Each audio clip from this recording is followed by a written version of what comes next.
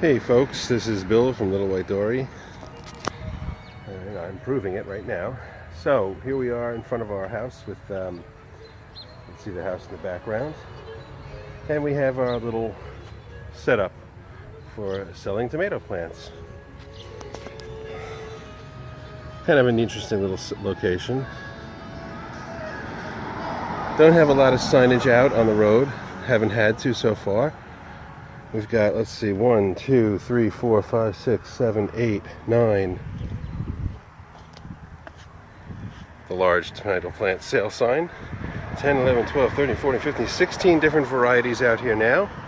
And I still have 2 more. And my signage consists of this really large sign. And it's working. I have one on the telephone pole. Let's see, it's over here somewhere. And I have one on the telephone pole over here, and that's it. But we just have a happy looking farm wagon, and most of my tomato plants have recovered from having some minor issues with overwatering. A lot of people just don't seem to care, or don't know, or don't, just doesn't matter. I can pull in down here and you can see probably there's a few that have some sunburn. Most of the ones that curled up, I didn't water them. They've uncurled and they're looking better.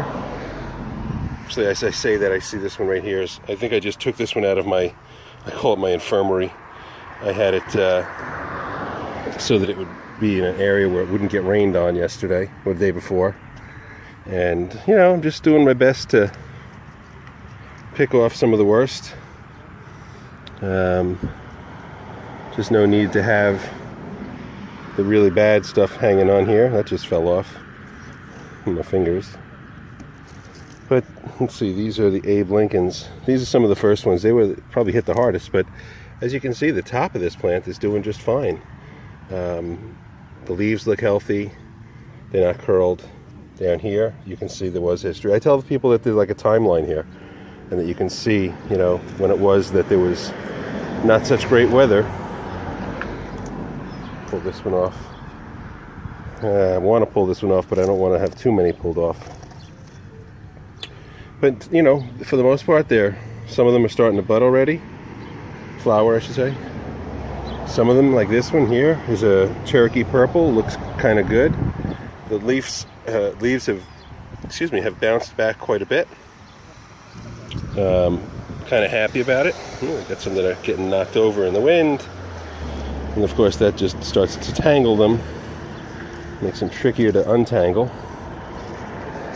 These are just growing. It's hard to keep the ones that are taller from knocking over. We don't have a terribly windy day, but just a little breeze and a puff once in a while seems to be doing the trick and knocking them over.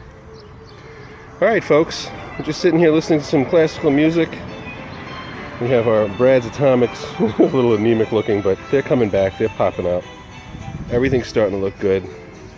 We've only got a few. Well, these are True Black brandy wines. A couple of, this big one here is a ground cherry. Then I have some hot peppers, the ahi charapitas, and some Carolina Reapers. I only have these 2 trays of green bells and these 2 trays of Anaheim chilies.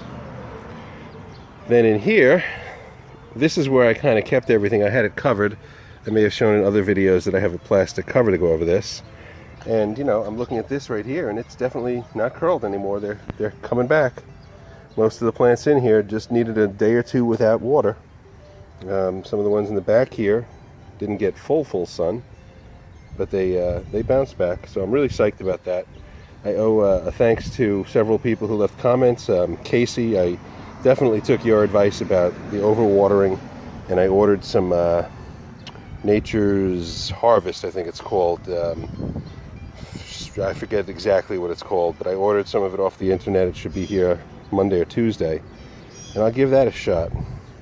But otherwise, I still have a few leaves here that had some, I think it might have been sunburn.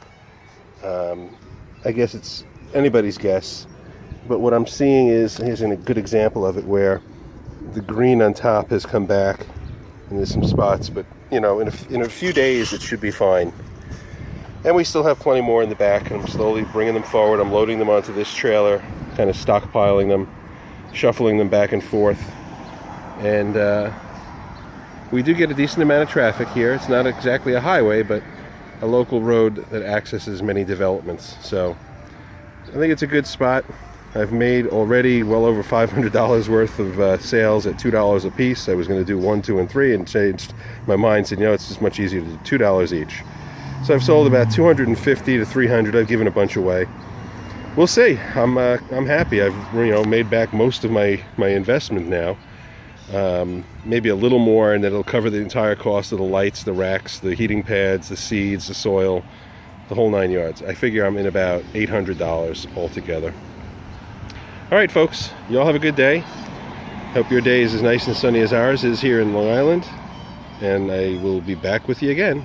If you like this, please click the subscribe, and I'll give you another look at me. And if you have some thoughts and comments about the well, folks, I guess I just have to concede that sometimes people want to call you when you're making a video.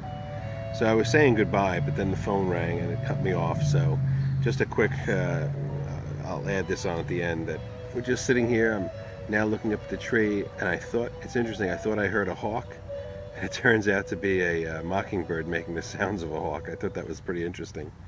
I videoed a little bit, but it wasn't making the noise anymore. Anyway, yesterday we did see quite a few, I'll call them birds of prey. I really couldn't tell from the distance whether they were hawks or osprey. I think they were hawks. Just from the pattern in which they were flying in these circles, like, looping forward and then gliding back, and then looping forward, gliding back, and then, covering ground as they're doing that. All right, folks, it's a happy day here on Long Island, and we'll talk to you again soon. Bye.